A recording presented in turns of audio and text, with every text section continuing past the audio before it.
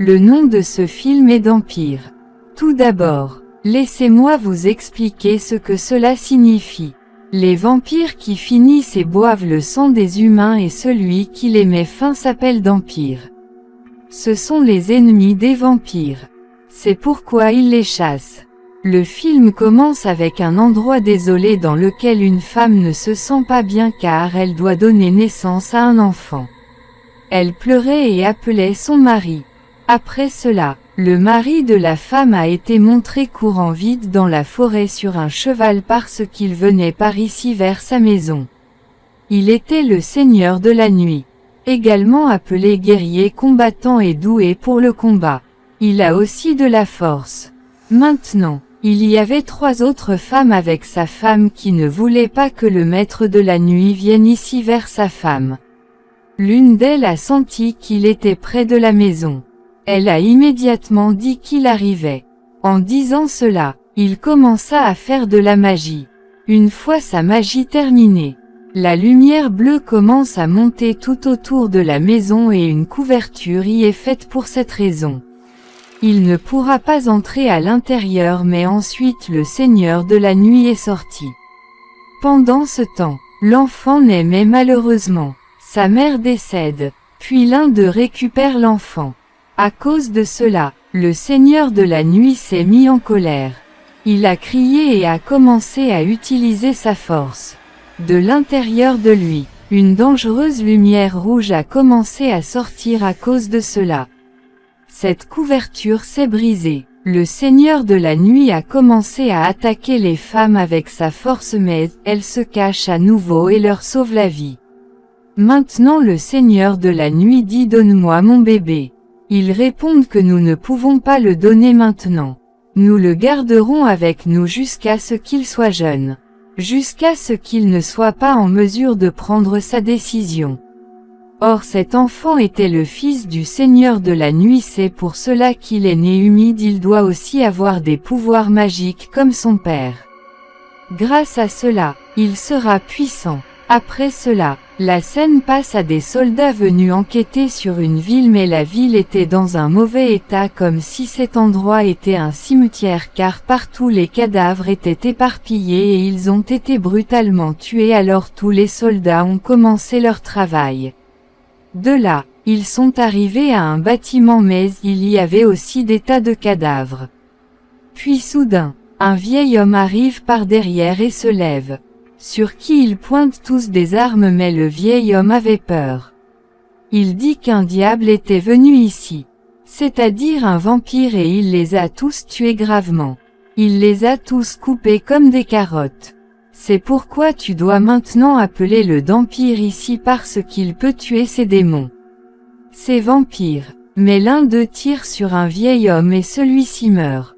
Le militaire dit qu'il a fallu se taire. Il parlait un peu trop. Nous voyons maintenant 2 amis se diriger quelque part dans la voiture. Un ami était chauffeur tandis que l'autre se faisait appeler vampire et c'est le personnage principal de l'histoire. Il buvait beaucoup et était un ivrogne. Maintenant, ils ont atteint un village où le chauffeur a commencé à donner une conférence à tout le monde et dit qu'il y a un vampire dans votre région qui est un diable et que vous êtes en danger à cause de lui. Mais ne vous inquiétez pas. J'ai amené avec moi un tel homme qui est l'ennemi des vampires et son nom est d'Empire. Il combattra le vampire et vous sauvera tous. Mais d'Empire se tenait sur le côté et finissait une bouteille d'alcool une à une. En fait, il les rendait fous en les appelant d'Empire pour leur soutirer de l'argent. En fait, ce garçon n'était pas un vampire. Ils escroquaient les gens. Maintenant, D'Empire se dirige vers une porte et commence à faire des actions étranges. Puis il commença à dire avec une grande confiance que le vampire était mort. Vous ne courez aucun danger à partir de maintenant. Tout le monde est libre.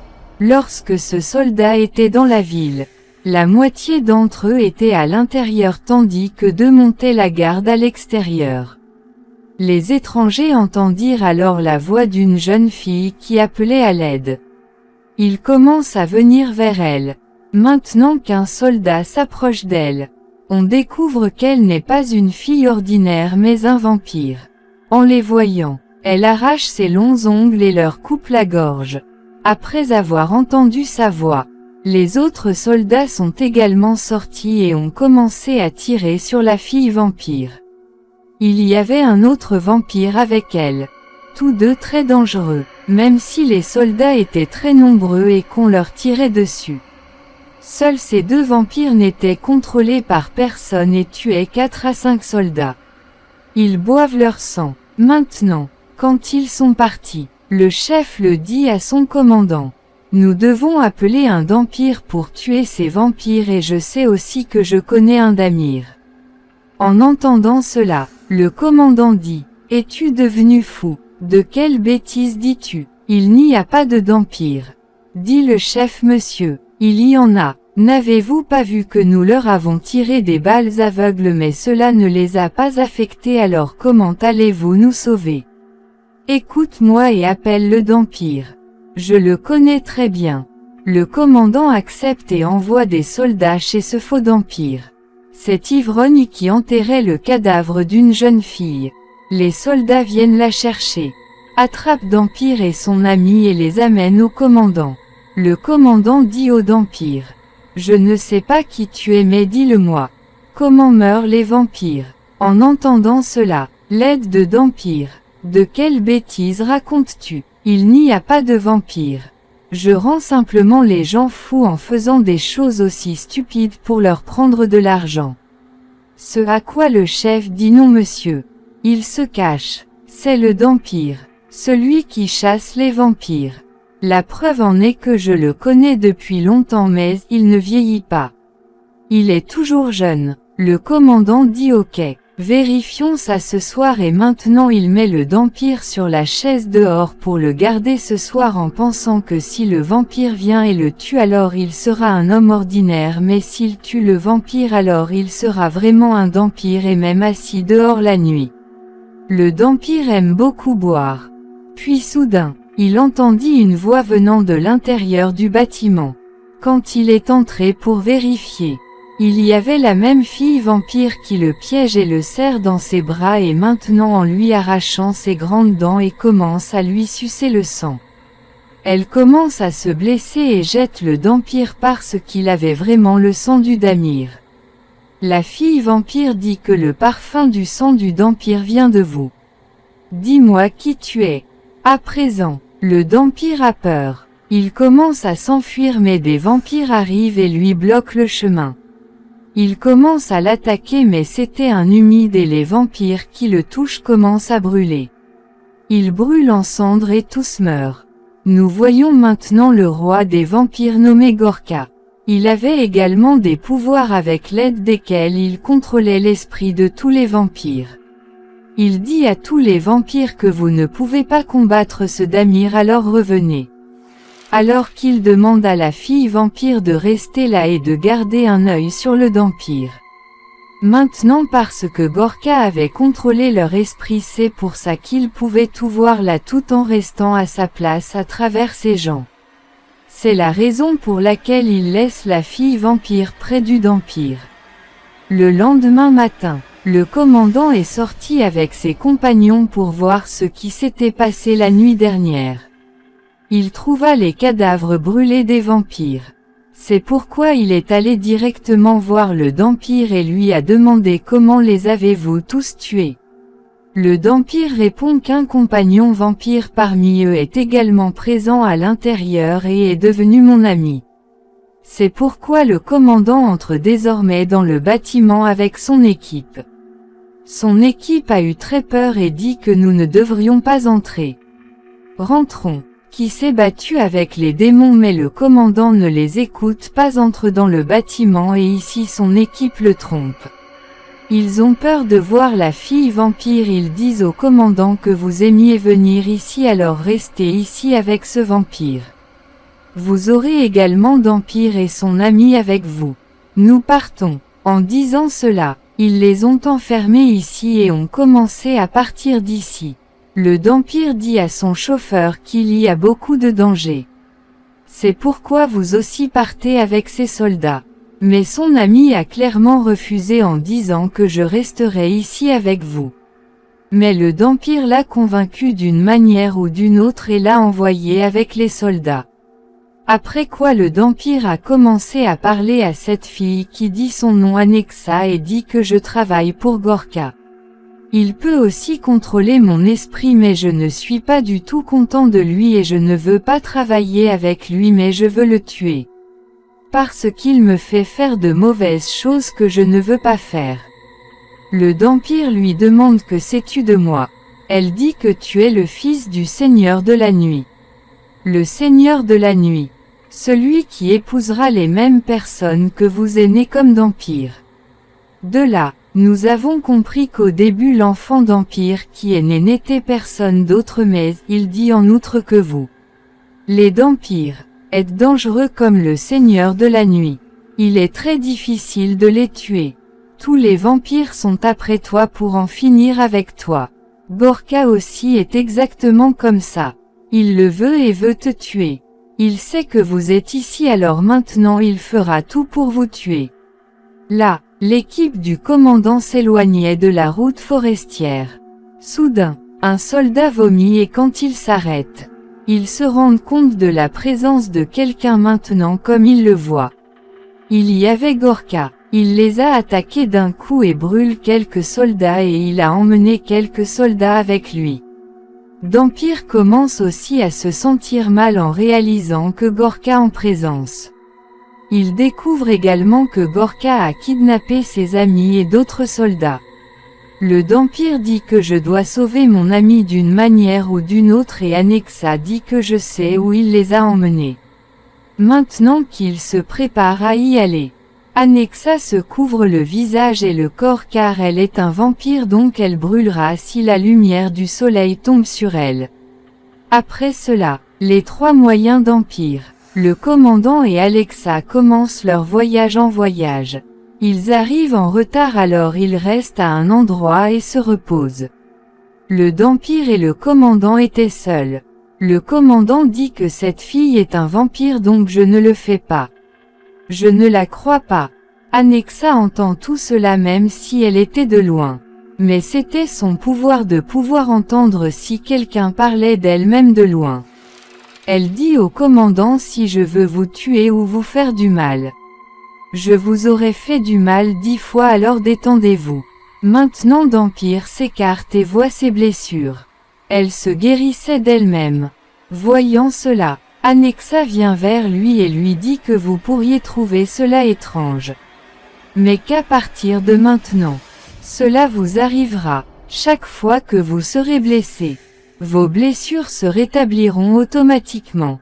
De l'autre côté, Gorka a enfermé tous les soldats du commandant tout en les enchaînant.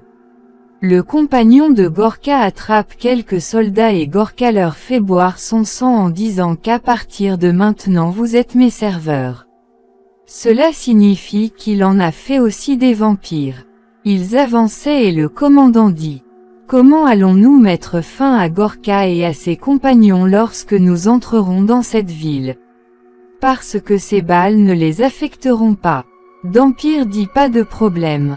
J'ai une solution pour cela. » Il met toutes les balles sur la table puis verse son sang dessus. Il dit que maintenant c'est bon parce que les vampires seront éliminés après avoir reçu les balles avec mon sang. Puis Annexa dit que j'ai aussi besoin d'une arme mais le commandant se comporte mal avec elle. Cela rend Annexa furieuse et elle lui montre son pouvoir. Elle le tient à l'envers tout en le pressant contre le mur plus tard. Elle dit que je t'ai déjà dit que je t'aurais tué 70 fois. Si je voulais la voir, alors maintenant ne sois pas trop malin. Détends-toi, ici. Le vampire dit d'accord maintenant. Fini le combat, nous devons continuer notre voyage. Ils avancent et atteignent bientôt la ville. Il y a eu des destructions dans cette ville et tout le monde avait peur du vampire. Annexa dit que maintenant nous n'irons pas par devant mais que nous nous déplacerons à l'intérieur des bâtiments au fur et à mesure qu'ils se déplacent à l'intérieur du bâtiment. Annexa a l'impression que quelqu'un est derrière eux. Elle dit que je découvre tout ce que Gorka a envoyé ses compagnons derrière nous. Bientôt ils arrivent devant eux. Ils n'étaient autres que les soldats du commandant, mais maintenant ils sont devenus des vampires. C'est pourquoi ils étaient maintenant les compagnons de Gorka. Ils avancent pour attaquer, mais lorsque le commandant tire sur un vampire, il se brûle parce qu'il y avait du sang de vampire dessus. Maintenant comme ça, il brûle tous les vampires avec ses balles. Voyant cela, le vampire devient heureux et dit: regarde, mes balles enduites de sang fonctionnent, et il a également reçu une balle dans la jambe. Il voit qu'Anexa a tiré cette balle. Maintenant, elle avance avec une arme à feu. Il remarque que ses yeux sont devenus noirs, mais elle dit en étant triste: je ne suis pas Anexa, mais Gorka me fait faire tout ça tout en contrôlant mon esprit. Le vampire tient son arme et dit que tu n'es pas son esclave et que tu peux sortir de son contrôle en disant cela. Anexa va mieux après un moment. Puis elle va sur le toit pour sauter, mais elle entend la voix d'une fille qui appelle à l'aide.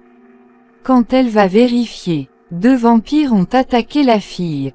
Anexa commence à se battre avec eux et leur coupe le cou avec ses ongles.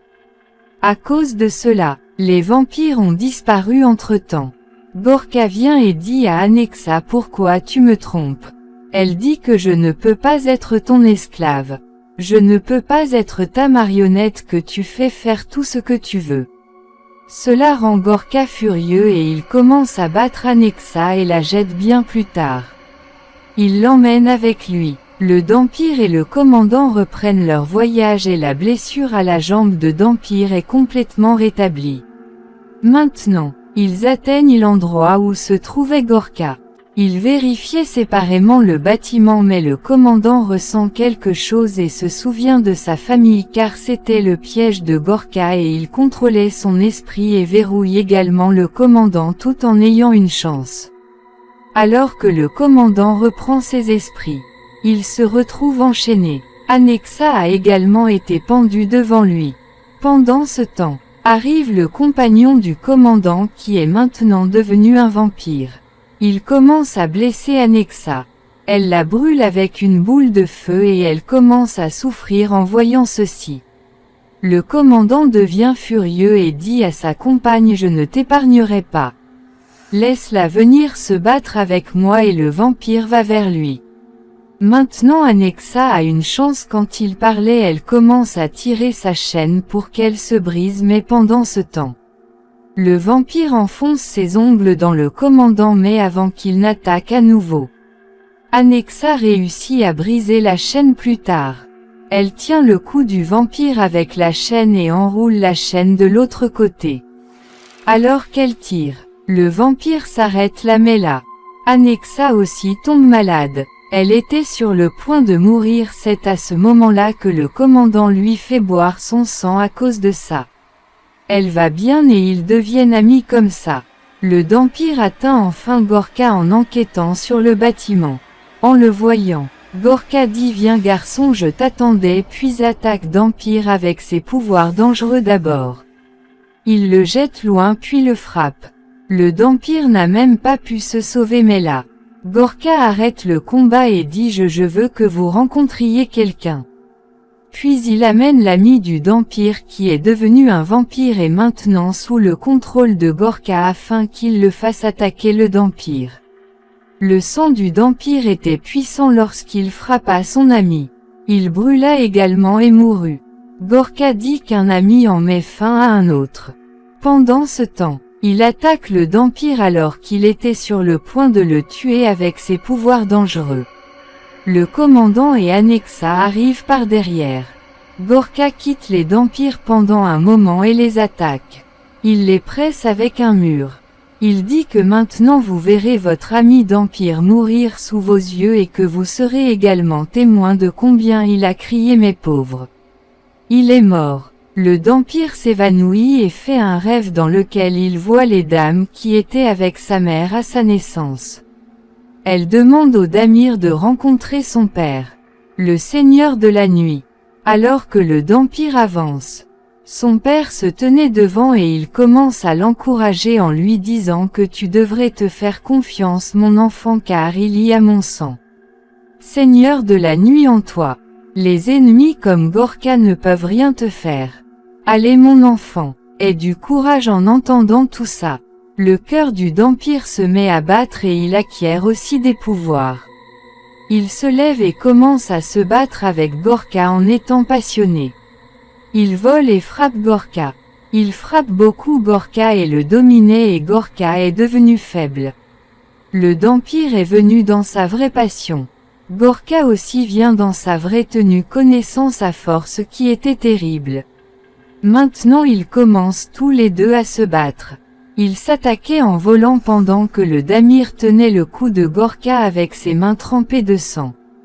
Il commence à brûler. Le vampire utilise ses deux mains et termine Gorka. Il se transforme en fumée et s'envole. Maintenant, quand les trois partaient, une porte s'ouvre devant eux quand ils entrent. C'était une pièce ancienne dans laquelle il y avait un baume appartenant au père de Dampire ainsi que la photo de son père. Ils découvrent qu'il n'y avait pas qu'un seul Gorka. Mais il y en a beaucoup comme lui. Le vampire dit pas de problème maintenant. Je suis devenu l'ennemi de Gorka donc je n'épargnerai aucun Gorka. Après cela, ils se lancent dans leur mission visant à mettre fin à tous les Gorka et à leurs compagnons. Ici se termine cette histoire.